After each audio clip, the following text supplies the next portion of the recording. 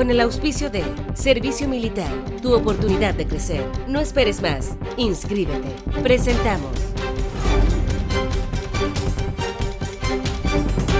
Portavoz Noticias. ¿Cómo están? Bienvenidos a una nueva edición de entrevistas aquí en Portavoz Noticias. Hoy queremos conversar sobre medio ambiente. Por eso nos acompaña el subsecretario de Medio Ambiente, Marcelo Mena. Muchas gracias por venir a Portavoz Noticias. Encantado. Marcelo, hay un tema que ha estado en la palestra este último tiempo, que es el tema de la preemergencia ambiental. Se ha registrado en Rancagua, en Temuco, por ejemplo. ¿Qué se está haciendo en torno a esto? Sí, hoy día lo que hemos hecho es hacer frente a un problema que por muchos años se ignoró. Hemos aumentado las exigencias tanto a nivel del sur de Chile como Santiago. Muchos días habían pasado que tú mirabas el cielo y decías cómo es posible que hoy día no haya ninguna medida. Esos son los días en los cuales nosotros tenemos disponible la máxima cantidad de herramientas que hemos tenido como gobierno para tomar medidas para proteger la salud de las personas. Entonces hoy día, en efecto, desde Santiago hasta Coyhaique, podemos hacer algo siempre para poder prevenir que se acumule la contaminación y así proteger la salud de las personas. ¿Y qué es lo que se puede hacer? Por ejemplo, en el corto plazo tenemos esta alerta sanitaria que nos permite entonces, dotado de un sistema pronóstico, tomar medidas como prohibición de calefactores en Santiago, paralización de fuentes fijas y también restricción vehicular a vehículos con sello verde. Eso es lo que se hace en Santiago, pero con un estándar mucho más bajo. Es lo que nosotros veníamos haciendo como país, sin embargo, casi a la mitad del umbral que operábamos antes. Por lo tanto, aumenta por este accionar la cantidad de días de episodios críticos que nosotros mismos queremos tomar medidas. Años anteriores esos días no habríamos hecho nada y la cantidad de episodios críticos habría sido más bajo, pero nos estábamos engañando. Para el sur de Chile tenemos entonces medidas que van, por ejemplo, en Osorno, en Temuco, en Chillán y en Talca, la paralización de fuentes fijas también que ocupen carbón y leña, aquellas que no cumplen ningún estándar ambiental en días de mala calidad de aire, pero también una paralización de calefacción residencial a leña cuando tira humo. Por lo tanto, lo que nosotros prohibimos es el humo visible. Si uno hace el paralelo en los años 90 con los autos catalíticos no catalíticos, tú estabas exento de restricción vehicular si tenías un catalítico. Acá tú estás exento de la restricción del uso de leña si es que no tiras humo. Y eso lo logras ocupando leña seca y un calefactor certificado ocupando otros combustibles. Ha sido súper exitoso la alerta sanitaria en años anteriores.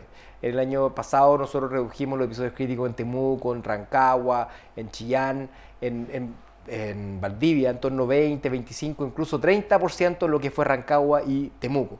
Entonces la cuestión funciona. Pero esto uno podría decir que son medidas de corto plazo. Lo que importa son los planes de descontaminación que vienen con medidas estructurales para reducir la contaminación. ¿Y cuáles serían esos planes, por ejemplo? Nosotros tenemos dentro de la estrategia de planes de descontaminación que lanzó la presidenta Bachelet el año pasado, vamos a hacer 14 planes de descontaminación en todo Chile. Básicamente 87% del riesgo ambiental asociado a la contaminación atmosférica va a ser abordado por estos planes. El primero que publicamos ya fue en Andacollo, que es una localidad que está en el norte impactado por actividad minera. También tenemos, ya encontraría Temuco, viene en camino Coyhaique, Chillán, Talca y Osorno. Después viene Valdivia, una lista larga, Curicó, Concón, Puchuncaví, Ventana. Pero más o menos para que la gente entienda. Estos son planes medidas? básicamente, sí, ¿cuáles son las medidas? Son medidas de controles de emisiones particulares que son más allá de lo que se pide a nivel nacional. Por lo tanto, por ejemplo, vamos con Temuco. Hay casas que contaminan mucho porque ocupan un combustible barato, que es la leña. Entonces tenemos que reducir esa demanda de contaminación en varias formas. Una de ellas, recambiando por calefactores más eficientes, menos contaminantes. Entonces tenemos este año un recambio de calefactores, en la cual el usuario va a poder elegir si quiere ocupar leña, pellet, gas natural, gas licuado, queroseno o electricidad, multiopción. Entonces está esa oportunidad de cambiar por un calefactor más eficiente, menos contaminante. Y más eficiente también es importante porque los calefactores instalados actualmente pierden mucho calor en ineficiencia, se va por el caño. Segunda instancia, aislación térmica. La piedra angular del recambio de nuestra estrategia de calefacción sustentable es el revestimiento térmico de una vivienda. Una vivienda existe hoy día con mal estándar. Aquellas que han sido construidas antes del año 2007 tienen cero o ningún estándar de aislación térmica. Entonces, de Arica a Punta Arenas se construían el mismo tipo de vivienda. Por lo tanto, en Coyhaique tú puedes encontrar un mismo tipo de mala aislación térmica que te podrías encontrar en Arica. Esas casas las recubrimos con un subsidio en torno a 2,5 millones de pesos que hace el MIMBU a través del Serviu, que se llama el Programa de la Protección del Patrimonio Familiar. Eso es lo que tenemos más recursos asignados este año y lo que venga hacia el futuro. Y en tercera instancia, fomentar combustibles limpios, mejorar la oferta de leña seca, pellet y también de gas natural. Y eso es lo que estamos haciendo hoy día, y entonces esas medidas de largo aliento van a ayudar que en un plazo de 10 años se limpie la contaminación. ¿Y a las personas les sale a cuenta esto? Te pongo el ejemplo que la leña es lo más barato y lo de más fácil acceso que tiene una persona, por ejemplo, en el sur, que tiene que calefaccionar su casa. Y también me comentaste de un calefactor más eficiente. Entonces, si cambiamos la leña por esto, ¿lo estamos cambiando por algo más caro, que la gente va a tener menos acceso, por ejemplo? Al contrario, yo te diría que siendo mucho más racional con el uso de combustible, por ejemplo, una estufa a leña antigua tiene una eficiencia en torno a 40%, las nuevas que estamos recambiando en torno a 70%, lo que significa que esa estufa a leña que nosotros cambiamos gasta un poco menos de la mitad de los palos que uno quemaría normalmente. Por otro lado, si uno ocupa un calefactor tipo pellet, tiene un termostato, por lo tanto solo se enciende cuando se requiere. Una estufa a leña se enciende religiosamente todos los días, haga calor o no, a la misma hora, y algunas veces hay sobrecalentamiento dentro de la casa. Entonces, por lo tanto, nuestro recambio, las encuestas que hemos hecho, cerca del 50% de la gente dice que gasta menos de lo que gastaba antes, incluso con un combustible distinto. Incluso con querosén, por ejemplo, en Coyhaique hicimos lo mismo. Hay gente que llega a la noche a la casa y no tiene por qué tener encendida la leña todo el día, sino que solamente cuando está en ese momento. Como la casa está bien aislada, también requiere la mitad del consumo energético. Por lo tanto, entre que sea más eficiente y que sea mejor aislar la casa, ya tienes en torno a un 70% de reducción del consumo. ¿Y quién fiscaliza esto en regiones? O sea, lo que el usuario, o sea, no tiene por qué fiscalizar ese recambio porque lo hacemos, el usuario simplemente consume menos, eso es lo bueno. Lo que fiscalizamos con el uso de leña, cuando está en día de emergencia o mala calidad de aire, tenemos el Ministerio de Salud que cada día que sale fiscaliza 5.000, 10.000 viviendas a la vez, con un sistema súper eficiente, en el cual sanciona aquellas viviendas que han tirado humo, porque humo visible es el parámetro en el sur, y así entra y hace un sumario sanitario que puede determinar una sanción desde 50.000 hasta 200.000 pesos, dependiendo de la gravedad y la frecuencia de la infracción. Ante estos escenarios de preemergencia ambiental, ¿cuáles son las recomendaciones que se le da a la gente? Yo creo que lo importante es que hoy día tenemos entonces las herramientas disponibles para proteger la salud de las personas, pero la gente misma, de tercera edad y niños, tienen que cuidarse en esos días de mala calidad de aire.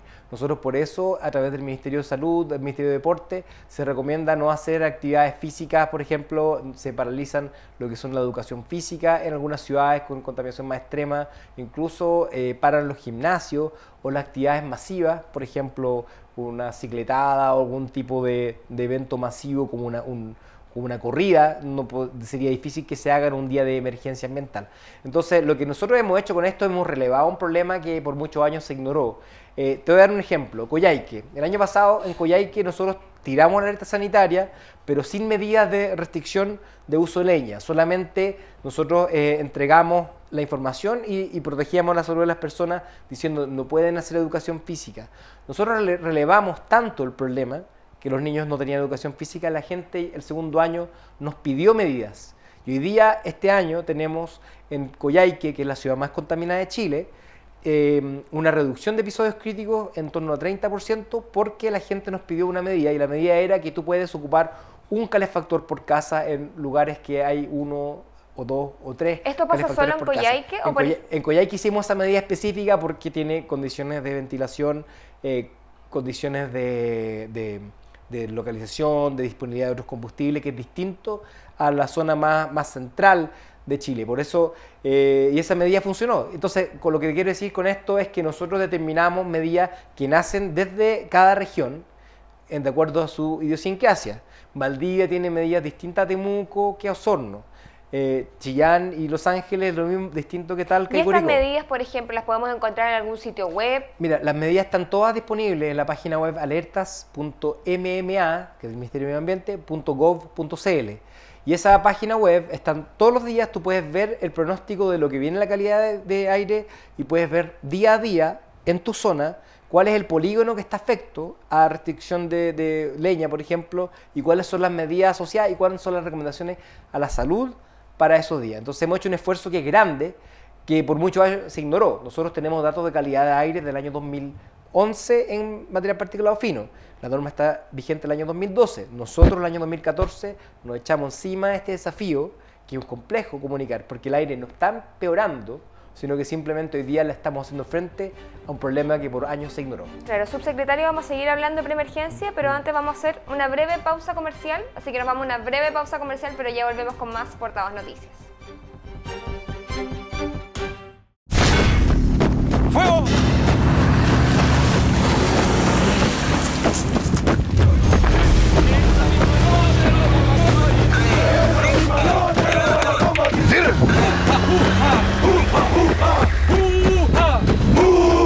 ¡Aprende a sudar! ¡Aprende a sudar! ¡Aprende a sudar! ¡Aprende a sudar! ¡Al estilo militar! ¡Al estilo militar!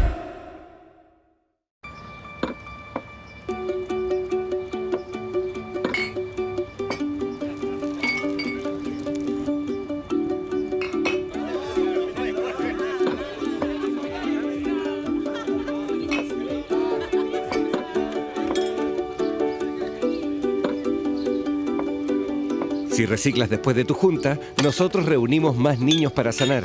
Reciclemos envases de vidrio. Reciclemos vida. Y regresamos a Portavoz Noticias. Estamos conversando sobre temas de medio ambiente con el subsecretario de Medio Ambiente, Marcelo Mena. Y nos estaba contando que en la página web estaban todas las medidas donde la gente se puede informar de las preemergencias y qué es lo que tiene que hacer. Básicamente, ¿ustedes tienen algún sistema de alerta para prevenir estos frentes de preemergencia en las regiones? Sí, nosotros hemos desarrollado un sistema de pronóstico de calidad de aire que nos permite anticipar los episodios críticos en 3 días de anticipación, lo que nos permite tomar medidas anticipadas. Por ejemplo, en ciudades como Talca, Chillán, Osorno, Temuco, la medida de la preemergencia ocurre a las 6 de la tarde, no puedes calefaccionar en adelante. Pero es un poco tarde si es que tú quieres prevenir el mismo día, ¿no es cierto? Para recién a las 6 de la tarde tomar la medida. Entonces, con esta herramienta, nosotros tomamos la medida el día anterior, de manera que ya en la noche, ya en la mañana, haya menos emisiones que puedan causar la preemergencia. Entonces, es un enfoque mucho más preventivo. Eso nosotros no tenemos el balance final, es una herramienta nueva, pero tenemos claro ya que hemos evitado hartos episodios críticos y hoy día puedes ver que si bien el número total de episodios críticos no ha cambiado mucho, los episodios críticos más extremos han bajado. Por tanto, hemos sido capaces de poder mitigar estos eventos más extremos. Acá igual está en juego la salud de las personas. Y el año pasado, con las medidas que tomamos, evitamos en torno a 270 casos de mortalidad prematura asociada a contaminación atmosférica. Con este año, con esta herramienta que es mejor, estamos buscando alrededor de 500 casos de mortalidad prematura evitados y más de 50.000 consultas de emergencia por enfermedades respiratorias en los sistemas de salud. Así que acá hay un costo de descontaminar, sí, pero hay un costo mucho mayor que es la contaminación y la carga que le trae el Estado y a las personas por la salud. Y este sistema de alerta también lo encontramos en la página web, ¿no? El sistema de alerta, bueno, el pronóstico al día siguiente está entregado ciudad por ciudad. Nosotros tipo 8:30 de la noche, 9 de la noche tenemos ya desplegado todas las medidas para todas las ciudades de Chile que estén con esta alerta sanitaria, que esto va desde Santiago hasta Coyhaique y las grandes ciudades. Subsecretario, cambiemos un poco de tema. Han pasado cerca de 2 meses de este aluvión del norte, que fue el 25 de marzo, y una de las zonas más afectadas fue Chañaral. Hay quienes postulan que Chañaral debe construirse a varios kilómetros de donde estaba justamente en el momento del aluvión. ¿Qué opina al respecto? Mira, yo encuentro que hay que poner en su dimensión la problemática del aluvión, cuáles son los verdaderos riesgos. El verdadero riesgo más fuerte con el aluvión fue que las alcantarillas se hayan roto, ¿no es cierto?, y tengas agua servida en las calles. Eso significa que tú retrocedes en tu área de saneamiento en torno a 100 años. Eso nosotros no tenemos agua servida en las calles, nosotros tratamos el agua normalmente. Entonces eso causó aumento de enfermedades gastrointestinales, enfermedades respiratorias también, porque que haya más bacterias en el polvo causa que haya empeoramiento digamos, de lo que podría ser una enfermedad respiratoria. Y tenemos también problemas de calidad de aire, que también son muy importantes porque la forma en que se ingiere el polvo suspendido es una forma súper eficiente de poder ingerir a través de la vía respiratoria algún agente contaminante. Nosotros para eso ocupamos la misma alerta sanitaria. En lo que hizo el Ministerio de Transporte fue hacer una restricción vehicular durante el periodo de limpieza, de manera que no se levantara tanto polvo. Y nosotros hicimos un monitoreo súper claro, no solamente la estación de monitoreo que tenemos oficialmente nosotros instalada dentro de Copiapó, sino que yo mismo personalmente instalé 2 equipos para medir en zonas que uno podría decir que son mayor impacto. El término es que hubo 2 episodios, considerados con los mucho mayores episodios que hay en el sur de Chile, en los cuales hicimos frente a través de este tipo de restricción vehicular, y el análisis que hicimos con el ISP, el Instituto de Salud Pública, hemos visto que los niveles de metales pesados, que también quisimos ver si es que habían cambiado, no hay diferencia. De hecho, no hay niveles detectables ni que sean riesgosos para la salud de las personas, ni de plomo, ni de arsénico, ni de... no recuerdo el último contaminante, creo que era cadmio. Entonces no hay ningún problema, no, cobre, arsénico, cobre y plomo. No hay niveles elevados ni peligrosos, y algunos ni siquiera son detectables. Es decir, Estamos hablando de Chañaral. Estamos hablando en este caso de Copiapó. Perfecto. Lo que hicimos nosotros también es que coordinadamente con Senna-Jumín, con Ministerio de Salud y Ministerio de Medio Ambiente, tomamos mediciones en distintos lados con distintas finalidades. Senna-Jumín visitó los 191 sitios abandonados de lo que podrían haber sido relaves abandonados que fueron usados las últimas décadas, pero que no tienen dueño y que están en desuso. También se visitó y se analizó y se fiscalizó todos los relaves activos, tanto por Senna-Jumín como la Superintendencia de Medio Ambiente. Hubo un par de relaves que tuvieron algún tipo de daño y se hicieron mediciones alrededor. Y justamente de todas las mediciones, hubo solamente 2 lugares en los cuales había niveles altos, pero está en las inmediaciones directas de los relaves, y por lo tanto no necesariamente con las personas expuestas en forma inminente. Entonces, lo que hemos hecho nosotros hoy día, el Ministerio de Salud hizo una recomendación de cuáles son los niveles aceptables para viviendas de emergencia, con la finalidad de que estén un máximo de 3 años expuestos a esta contaminación, y que la vivienda definitiva no tenga ningún nivel de exposición. Subsecretario, Nosotros hemos conversado con el Ministerio de Vivienda, y ellos tienen toda esta información. Por lo tanto, la relocalización de las viviendas no va a ser nunca en un lugar que tenga riesgo para la salud de las personas. Hemos coordinado con Senna-Jumín, Ministerio de Salud, Ministerio de Medio Ambiente, para que no haya ningún riesgo adicional hacia las personas. Por lo tanto, más allá de recomendaciones basadas en anécdotas, porque nosotros tenemos mediciones de 3 estados, de 3 entes del estado, en forma coordinada con nuestro laboratorio de referencia, que es el ISP, el cual no muestra que haya ningún riesgo inminente a las personas, y las construcciones de viviendas definitivamente van a tener una consideración para no aumentar el riesgo. Por lo tanto, la recomendación de cambiar a Chañaral de otra zona, no es necesario tener esa discusión, ya que los lugares donde se va a emplazar las viviendas definitivas no van a tener niveles de metales pesados altos, porque estamos justamente haciendo las mediciones. ¿Por qué le pregunto, subsecretario? Porque hay quienes afirman que el aluvión del 25 de marzo solo agravó un problema que ya estaba presente. ¿En qué sentido? Dicen que justamente la bahía de Chañaral, por el tema de los relaves mineros, ya estaba contaminado y la gente ya estaba sufriendo este tipo de problemas. ¿Es tan así? Lo que no agravó, sino que simplemente relevó un problema del cual ya estábamos haciendo frente. Nosotros tenemos varias formas de poder hacerle frente. Tenemos una unidad de residuos que tiene estudios, que está analizando cuáles son los sitios donde hay potencialmente contaminación.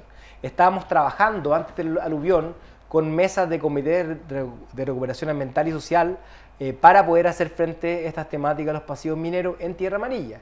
Esta condición cambia hoy día, y lo que nosotros vamos a hacer es justamente hacer un diagnóstico mucho más profundo de qué medidas hay que tomar para proteger la salud de las personas. Pero uno de los temas y conclusiones más relevantes que hemos tenido con esto es la necesidad de tener una norma nacional de calidad en metales pesados de suelo. ¿Y esa norma existe? ¿Se está elaborando? No, hoy día hemos iniciado el proceso junto con el Ministerio de Salud, y estamos coordinando con el Ministerio de Vivienda y de Agricultura y de Minería, justamente para llegar a una norma que pueda dar garantía a todas las personas de que la actividad que puedan causar riesgo estén controladas y sean abordadas debidamente. ¿Y esa norma para cuándo la podríamos tener más o menos? Yo creo que no antes de un año. Es un trabajo que es largo, porque tiene complejidades, porque es distinto al aire. El aire, tú sabes objetivamente cuál es el daño, pero acá tú tienes que evaluar el riesgo, porque el riesgo, algo puede tener metales pesados, pero si nadie se va a exponer a él, si nadie va a estar no vas a poner un colegio arriba de un relave. El riesgo está ahí solamente cuando alguien está expuesto a eso. Por lo tanto, hay muchos estudios de riesgo que tenemos que hacer. Lo estamos haciendo en la segunda región, lo estamos haciendo en Taltal, e incluso Antofagasta, a través de vía FNR, estamos destinando a través del próximo año y este año en torno a 3.000 millones de pesos en estudios para ver niveles de metales pesados en la sangre de las personas, viendo cuáles son las fuentes de contaminación, porque en general el diagnóstico está todo malo, no me sirve para nada poder priorizar y solucionar el problema. Lo que nosotros tenemos que hacer es ver a dónde nos aprieta más el zapato y hacer frente en esos lugares. Y esos son los estudios que estamos haciendo ahora. Subsecretaria, vamos a seguir hablando de medio ambiente, pero vamos a tener que hacer una segunda pausa comercial. Perfecto. Así que los invitamos a que sigan en compañía de Portavoz Noticias porque ya volvemos con más entrevistas. ¡Fuego!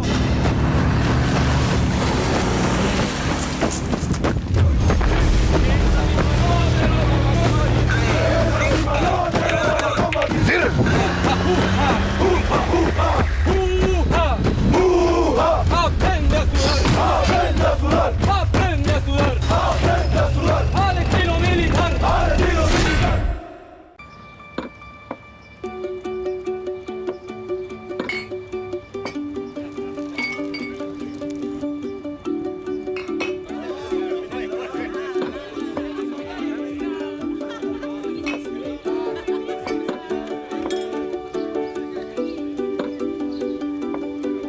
Si reciclas después de tu junta, nosotros reunimos más niños para sanar. Reciclemos envases de vidrio. Reciclemos vida.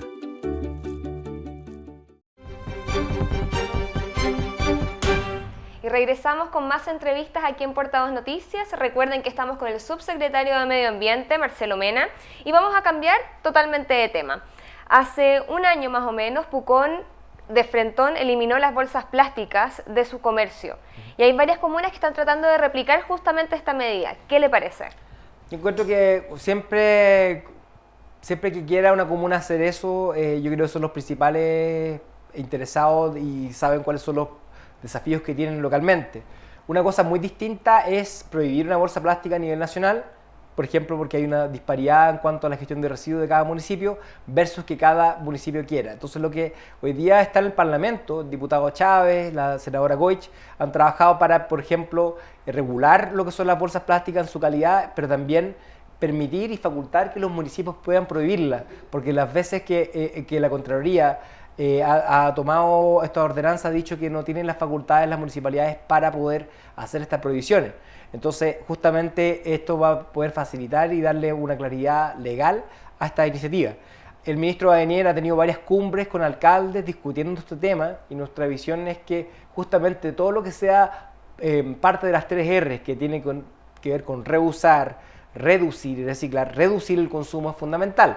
El ministro ha estado en esta campaña que vuelva la bolsa de pan, justamente para poder relevar que lo que decíamos antes también era probablemente más sustentable que las miles de bolsas plásticas que no entregan en el supermercado. Yo creo que no hay que esperar que las bolsas plásticas se prohíban y uno debería tener conscientemente por lo menos unas 6 bolsas reutilizables para el supermercado. Siempre llegan bolsas plásticas, yo no recibo bolsas plásticas nunca, siempre llegan por alguna forma u otra y con eso uno bota la basura. Sin embargo, yo creo que uno puede reducir significativamente el uso de las bolsas plásticas.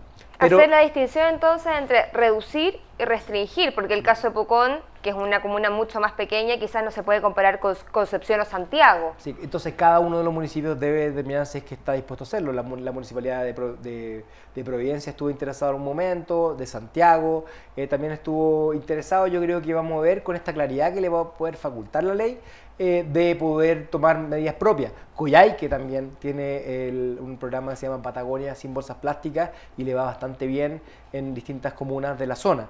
Así que yo creo que es súper fundamental porque hay un problema ambiental que se causa. Las bolsas plásticas cuando llegan a la playa son vistas por los animales como medusas y son ingeridas y algunas veces causan problemas a la salud de los mismos especies.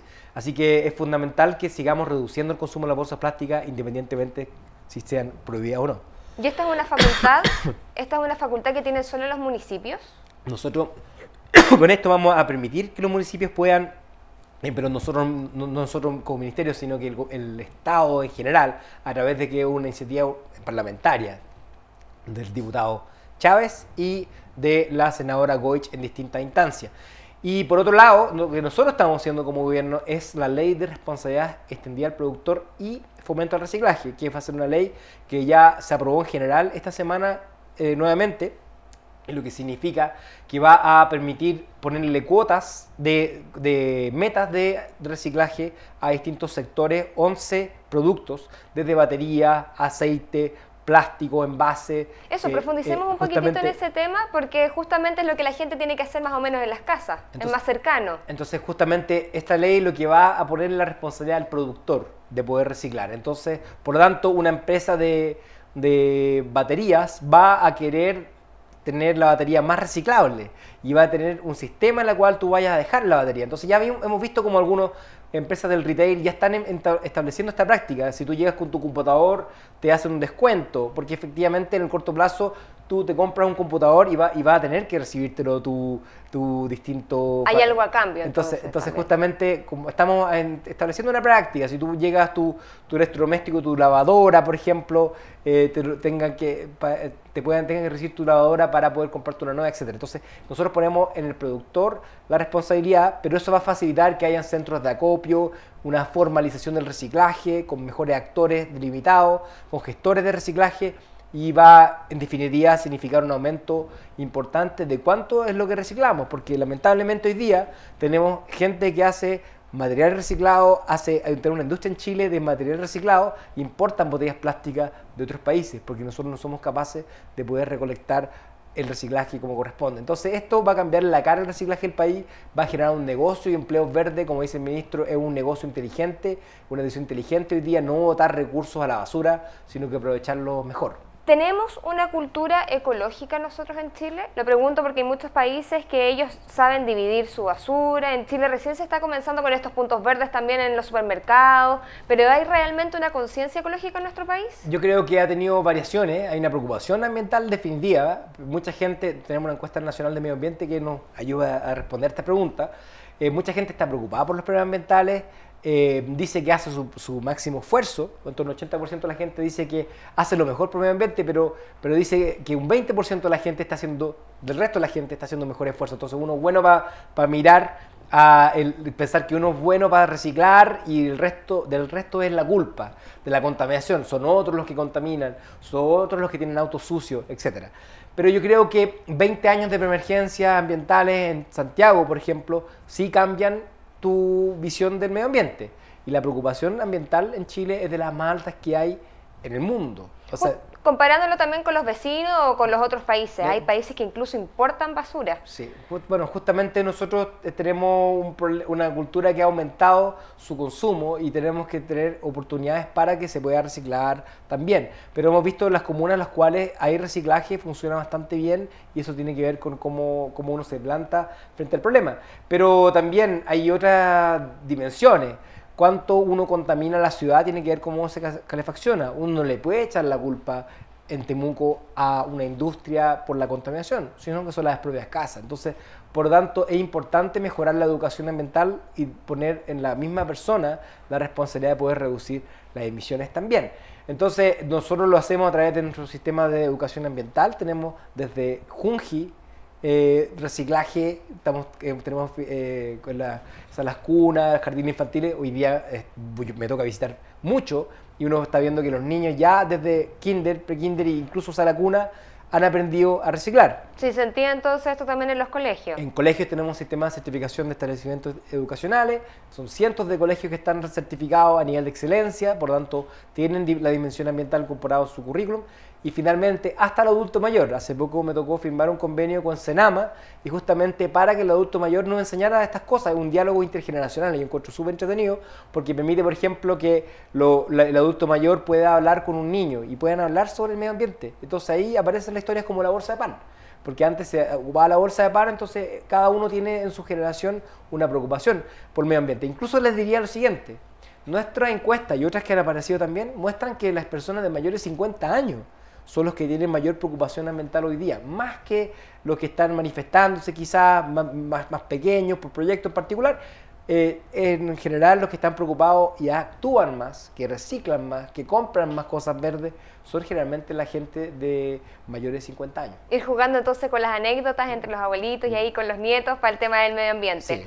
Subsecretario, para ir finalizando un poco la entrevista, se viene, hay un tema que es bastante importante, que es el cambio climático, y se viene una convención a fin de año.